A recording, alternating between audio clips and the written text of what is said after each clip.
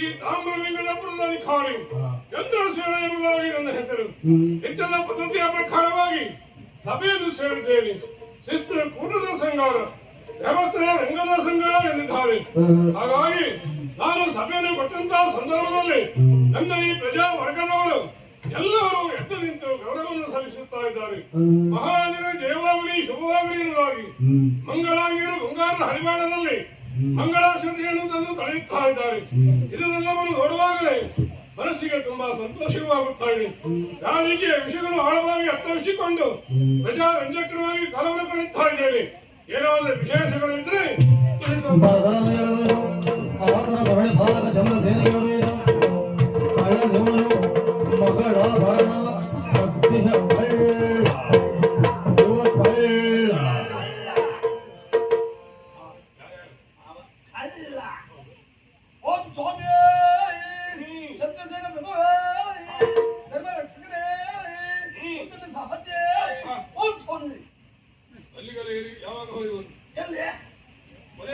ಸ್ವಾಮಿ ಅಂತ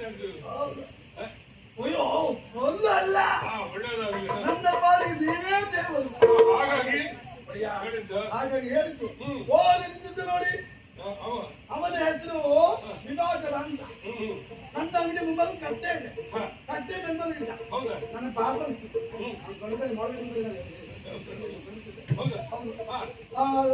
ಹಸಿ ಆಗ್ತದೆ ಅವ್ರಿಗೆ ಮಾಡಿ ಹಾಕಿ ಅಂದ.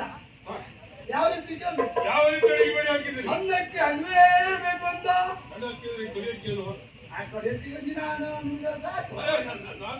ಸಾಕು. ಅವ್ರಿಗೆ ಹಾಗಲ್ಲ. ಯಾವುದು ಪರಿಮಳದಕ್ಕೆ ಸಣ್ಣಕ್ಕೆ ಅನ್ವಯ ಮಾಡಿ ಹಾಕಿದೆ. ಕುಂಬಳಕಾಯಿ ಹುಳಿಯೇ ಬೇಕು ಅಂದ. ದೊಡ್ಡ ಕುಂಬಳಕಾಯಿ ಕುಂಬಳಕಾಯಿ ಹೌದು ತಂದೆ 8-10 ಹೋಲ್ ಮಾಡಿದೆ. ಸಮಾವೇಶ ಆಗಿದೆ. ಸಮಾತಿಂದ ಹೌದು. ಆಮೇಲೆ ಆಲೂಗಡ್ಡೆ ಪದಾರ್ಥ ಬೇಕು ಅಂದ. ಹೌದು. ಯಾವ ದುಡ್ಡು ಬಿಡ್ಲಿಕ್ಕಿಲ್ಲ ಅಂದ. ಹೌದು ಮಾಡಿ ಹಾಕಿದ್ರು. ಆಮೇಲೆ ಮಜ್ಜಿಗೆ ಬೇಕು ಅಂತ, ಮೊಸರು ಬೇಕು ಅಂತ, ತೊಗೊಳ್ಬೇಕು ಅಂತ, ನೀಸಾರ್ ಬೇಕು ಅಂತ, ದಪ್ಸಾರ್ ಬೇಕು ಅಂತ ಎಲ್ಲ ಮಾಡಿ ಹಾಕಿದ್ರು. ಆಮೇಲೆ ಪಾಯಸ ಬೇಕು ಅಂದ. ಹೌದು ಮಾಡಿ ಹಾಕಿದೆ. ಆಮೇಲೆ ಹೋಳಿಗೆ ಬೇಕು ಅಂದ. ಹೌದು 20 ಹೋಳಿಗೆ ಕೊಟ್ಟೆ. ಸಮಾತಿಂದ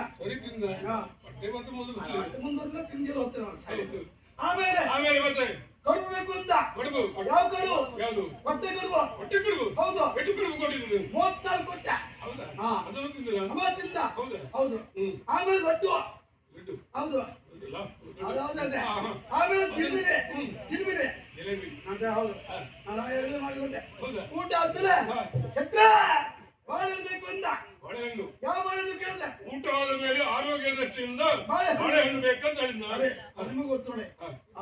ಆಮೇಲೆ ಕೊರಬಾಳೆಹಣ್ಣೆ ಬೇಕು ಅಂತ. ನನ್ನ ಅಂಗಡಿಯಲ್ಲಿ ಇಲ್ವಾ? ಎಲ್ಲ ಚಿಕ್ಕ ಬಾಳೆಹಣ್ಣು. ಚಿಕ್ಕ ಬಾಳೆಹಣ್ಣು ಅದು ಕೊಡ್ಬೇಕಿತ್ತು. ಅದು ನನ್ನ ಅಂಗಡಿಯಲ್ಲಿ ಇಲ್ಲ. ಸುದ್ದಿ ಗೊತ್ತಾಯ್ತು. ನಾರಾಯಣ ಮನೆಯಲ್ಲಿ ಗಾಡಿಯಲ್ಲಿ ಉಂಟು ಅಂತ ಹೇಳಿದ್ರು. ಹೌದೌದು. ಎಲ್ಲಿ ಅವನ ಅಂಗಡಿಯಲ್ಲಿ ಉಂಟಾ? ಅವನ ತೋಟದಲ್ಲಿ ಕರಿಬಾಳೆ ಕೊನೆ ಉಂಟು ಅಂತ ಹೇಳಿದ್ರು. ನಾನು ಅಲ್ಲಿಗೆ ಹೋದೆ, ತೋಟ ನೋಡಿದೆ. ಬಾಳೆ ಕೊನೆ ಒಳ್ಳೇದಿತ್ತು. ಒಂದು 10 ಬಾಳೆ ಕೊನೆ ತಂದೆ. ಹೌದೌದು ಪುಟ್ಟ. ಹೌದೌದು ದುಡ್ಡು ನಾಳೆ ಕೊಡ್ತಿದ್ದೆ. ಹಣ ಕೊಡ್ತೇನೆ. ಹಣ ತಂದ್ಕೊಂಡು ಹೋಗ್ಬೇಕಿತ್ತು. ಇತ್ತಲ್ಲೂ ಗೊತ್ತಿಲ್ಲ. ಆಮೇಲೆ ಕೊನೆ ತಂದ ಹಣ್ಣಿಗೆ ಹಾಕಿದೆ. ಒಂದೊಂದು ಹಣ್ಣು ಆಗ್ತಾ ಇತ್ತು. ಒಂದೊಂದೇ ಹಣ್ಣು ಅದನ್ನು ಕೊಡ್ತಾ ಇದ್ದೆ.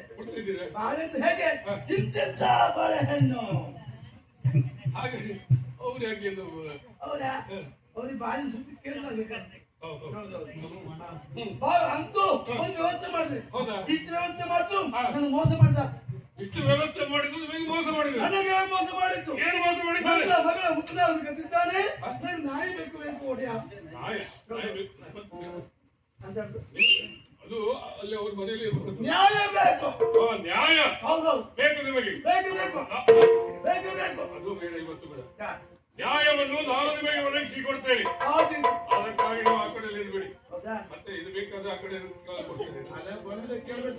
ಹೌದಾ ಯಾವತ್ತು ಮಾಡೋಣ.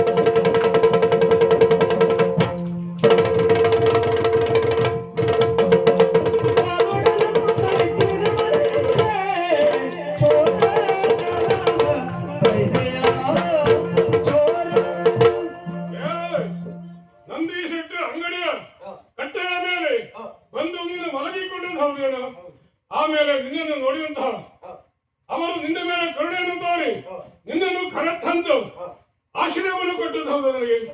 ಆಮೇಲೆ ಊಟೋಪಚಾರಗಳನ್ನೆಲ್ಲವನ್ನು ಕೊಡಿಸಿದ್ದಾರೆ. ಇದು ಸತ್ಯವೇ. ಅಷ್ಟು ಮಾಡಿದ ಮೇಲೆ ನೀನು ಏನು ಮಾಡಿದೆ? ಅನ್ನಕ್ಕಿದವರಿಗೆ ದ್ರೋಹವನ್ನು ಬಗೆಯಲಿಕ್ಕೆ ಹೊರಟೆ. ಯಾಕಂದ್ರೆ ನಂದೀಶೆಟ್ಟರ ಮನೆಯಲ್ಲಿ ಮುತ್ತಿನ ಹಾರವನ್ನು ನೀನೇ ಕದ್ದವನ್ನೆಂಬುದಾಗಿ ಆರೋಪವು ನಿನ್ನ ಪಾಲಿಗೆ ಬಂದಿದೆ. ಕಳ್ಳತನವನ್ನು ಮಾಡಿದಂತ ನೀನು ಕಳ್ಳನಾಗಿದ್ದೀಯ. ಹಾಗಾಗಿ ಯಾಕೆ ಇಂತಹ ಕಾರ್ಯದಲ್ಲಿ ನೀನು ಮುನ್ನುಗ್ಗಿದೆ? ಅಷ್ಟೇ ಮಾತ್ರವೇ ಅಲ್ಲ, ನಿನ್ನನ್ನು ಸರಿಯಾಗಿ ನೋಡುವಾಗ ಮಾನವಂತೆ ಕಾಣುತ್ತಾ ಇದೆಯ. ಪರಿಚಯ ಇಲ್ಲದ ವ್ಯಕ್ತಿಗಳನ್ನು ಪರಿಚಯ ಮಾಡಿಕೊಳ್ಳುವುದು ಶಿಷ್ಟಾಚಾರ. ಆ ನೆಲೆಯಲ್ಲಿ ನಿನ್ನನ್ನೇ ವಿಚಾರಿಸುತ್ತಾ ಇದ್ದೇವೆ. ನೀನು ಯಾರು? ನಿನ್ನ ಹೆಸರೇನು? ನಿನ್ನ ಊರು ಕೇರಿಗಳಲ್ಲಿ ಎಲ್ಲ ವಿಚಾರವನ್ನು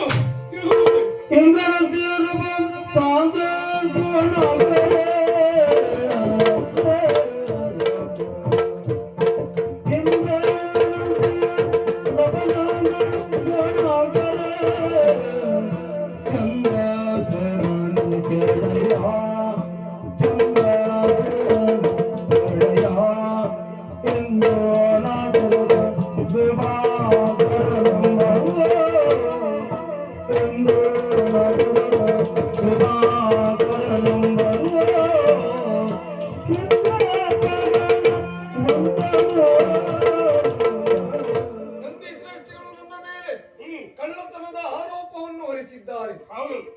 ಆರೋಪ ಬಂದಲ್ಲಿಗೆ ಅಪರಾಧಿ ಎನ್ನುವುದಾಗಿ ಹೇಗೆ ತೀರ್ಮಾನ ಮಾಡಿದೆ ವಿಚಾರಣೆ ಮಾಡುವ ರೀತಿಯನ್ನು ನೋಡಿದಾಗ ಇಂದ್ರನಂತಿರುವನ್ರಪ್ಪ ಸಾಂದ್ರ ಗುಣಾಕರ ಚಂದ್ರಸೇನನೇ ಕೇಳಯ್ಯ ಹೆಸರು ವಿಭಾಕರ ಎನ್ನುವುದಾಗಿ ಇವಾಗ ಎಲ್ಲವನ್ನು ಕಳೆದುಕೊಂಡಿದ್ದೇನೆ ನಿಜ.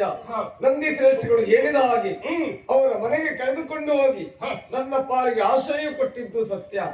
ಆದರೆ ಆ ಮುತ್ತಿನ ಹಾರವನ್ನು ನಾನು ಕದ್ದಿದ್ದೇನೆ ಅಂತ ಹೇಳಿದ್ದೀರಲ್ಲ, ಮುತ್ತಿನ ಹಾರವನ್ನು ನಾನು ತೆಗೆದುಕೊಂಡವನಲ್ಲ, ಚೋರ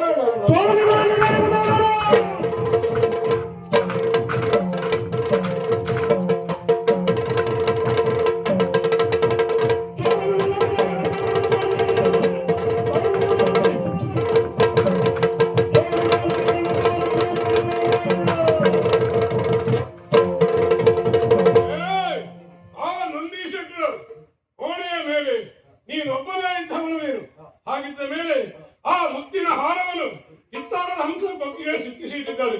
ಅದನ್ನು ನೀನು ಕದ್ದಿದ್ದೀರಲಾಗಿ ನೀನೇನಾದರೂ ಕಳ್ಳ ನೀನು ಎಲ್ಲ ನಿನ್ನ ಕೈಲಿರುವಂತಹ ಆ ಮುತ್ತಿನ ಹಾರವನ್ನು ಇಲ್ಲದ ಹಾರವನ್ನು ಕೊಡು ಕೊಡು ಅಂತ ಕೇಳಿದ್ರೆ ನಾನು ಎಲ್ಲಿಂದ ತಂದು ಕೊಡಲಿ? ನಂದಿ ಶ್ರೇಷ್ಠಗಳ ಮನೆಯಿಂದ ನೇರವಾಗಿ ನನ್ನನ್ನು ಇಲ್ಲಿಗೆ ಎಳೆದುಕೊಂಡು ಬಂದಿದ್ದಾರೆ. ನಾನು ಆ ಹಾರವನ್ನು ಕದ್ದಿದ್ದೇ ಹೌದಂತಾದ್ರೆ ಆ ಹಾರ ನನ್ನಲ್ಲಿರಬೇಕಿತ್ತು ತಾನೆ. ಓರ್ವ ಕಳ್ಳ ಆತನನ್ನು ಕಳ್ಳ ಎನ್ನುವುದಾಗಿ ಸಾಬೀತುಪಡಿಸಬೇಕಂತಾದ್ರೆ ಕದ್ದಂತ ವಸ್ತುವನ್ನು ಸಿಗಬೇಕು. ಕದ್ದ ವಸ್ತು ನನ್ನಲ್ಲಿ ಸಿಗದೆ ನೀವು ನನ್ನನ್ನು ಕಳ್ಳ ಅಂತ ಎನ್ನುವುದಾಗಿ ಹೇಗೆ ತೀರ್ಮಾನ ಕೊಡ್ಲಿಕ್ಕೆ ಸಾಧ್ಯ ಉಂಟು? ಮುತ್ತಿನ ಹಾರವನ್ನು ಚಿತ್ತಾರದ ಹಂಸ ಜೀವ ತಳೆದು ನುಂಗುವುದನ್ನು ನಾನು ಕಂಡಿದ್ದೇನೆ, ಇದು ಸತ್ಯ.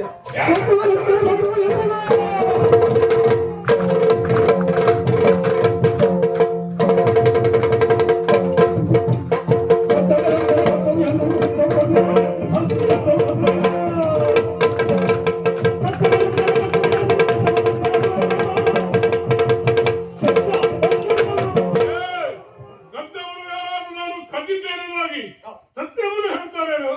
ಹಾಗಾಗಿ ಆ ಗಿತ್ತಾರ ಹಂಸ ಜೀವ ಕಳೆದು ಆ ಮುತ್ತಿನ ಹಾರವನ್ನು ನುಂಗಿದನಾಗಿ ಹೇಳಿದರೆ ಅದನ್ನು ಕೇಳ್ತಂತೆ ಭಾವಿಸಿಕೊಳ್ಳಿಯ ಈ ಚಂದ್ರಸೇನ ಎಂದಿಗೂ ಕೇಳುವವರಲ್ಲ. ಹಾಗಾಗಿ ನಿನ್ನಲ್ಲಿ ಹೇಳುತ್ತಾ ಇದ್ದೇನೆ, ನೀನು ಹಾಡಿದಂತಹ ಮಾತು ಇದು ಅಸಂಭವನೆ, ಇದು ಅಸಂಭವನೆ. ಅಸಂಭವನೆಯು ಸಂಭವನೆಯಾಗಿರುವುದಕ್ಕೆ ಒಂದು ಉದಾಹರಣೆ ಕೊಡ್ತೇನೆ. ಏನು? ಹಿಂದೆ ಕೃತಾಯುಗದಲ್ಲಿ ಹಿರಣ್ಯಕಶಿಪು ಎನ್ನುವಂತ ದಾನವ ವರವನ್ನು ಪಡೆದ ವರದ ರೀತಿಯಾದ್ರೂ ಹೇಗೆ? ಮೇಲುವಲ್ಲ ಕೆಳಗುವಲ್ಲ, ಒಳಗುವಲ್ಲ ಹೊರಗುವಲ್ಲ, ಆಯುಧವೂ ಅಲ್ಲ ನಿರಾಯುಧವೂ ಅಲ್ಲ ಅಂತ ಸಮಯದಲ್ಲಿ ತನ್ನ ಪಾಲಿಗೆ ಮರಣ ಬರಬೇಕೆನ್ನುವುದಾಗಿ. ಆದರೆ ಆತ ಪಡೆದ ವರದ ರೀತಿಯನ್ನು ನೋಡಿದಾಗ ಲೋಕವೆಲ್ಲ ತಿಳಿದುಕೊಂಡಿದ್ದೇನು, ಈತನಿಗೆ ಸಾವೇ ಇಲ್ಲ. ಒಂದೊಮ್ಮೆ ಸತ್ತಂತಾದ್ರೆ ಅದು ಅಸಂಭವನೆ ಎನ್ನುವುದಾಗಿ ಶ್ರೀಮನ್ನಾರಾಯಣ ಉಗ್ರ ನಾರಸಿಂಹನಾಗಿ ಆತನ ಸಂಹಾರ ಮಾಡಿದ. ಅಂದೇ ಅಸಂಭವನೆಯ ಸಂಭವನೆಯಾಗಿದೆ. ಅದು ಕೃತಾಯುಗದಲ್ಲಿ ನಡೆದಂತಹ ಘಟನೆಗಳು. ಈ ಕಲಿಯುಗದಲ್ಲಿ ಅದನ್ನೆಲ್ಲ ಹೇಳಿದ್ರೆ ಕೇಳ್ತಂತೆ ಭಾವಿಸಿಕೊಂಡಿಯ ನಿನ್ನನ್ನು ಹೀಗೆ ಬಿಡುವುದಿಲ್ಲ, ನಿನಗೆ ತಕ್ಕ ಶಿಕ್ಷೆ ಬೇಕಾಗುತ್ತದೆ.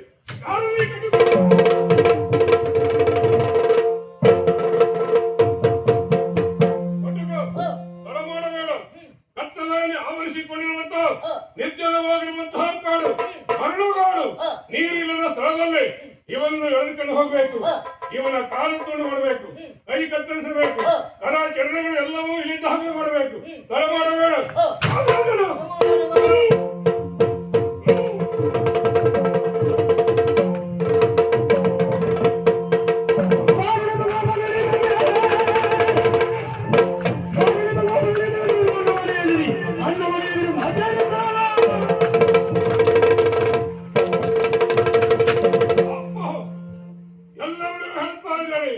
ನನ್ನ ಪ್ರಜಾವರ್ಗದವರೆಲ್ಲವರೂ ಕೇಳಬೇಕು. ಯಾಕಂದ್ರೆ ಅನ್ಯಾಯ ಅಧರ್ಮ ಕಂಡು ಬಂದಲ್ಲಿ ಸುಮ್ಮನೆ ಬಿಡುತ್ತಂತೆ ಭಾವಿಸಿಕೊಳ್ಳಬೇಡಿ. ಇವನಿಗಾದಂತಹ ಪರಿಸ್ಥಿತಿ ನಿನ್ನ ಪಾಲಿಗೆ ಬಂದು ಬರಬಹುದು. ಎಲ್ಲವರೂ ಎಚ್ಚರವನ್ನು ಹೇಳುತ್ತಾ ಇದ್ದೇನೆ. ಜಾಗ್ರತೆ.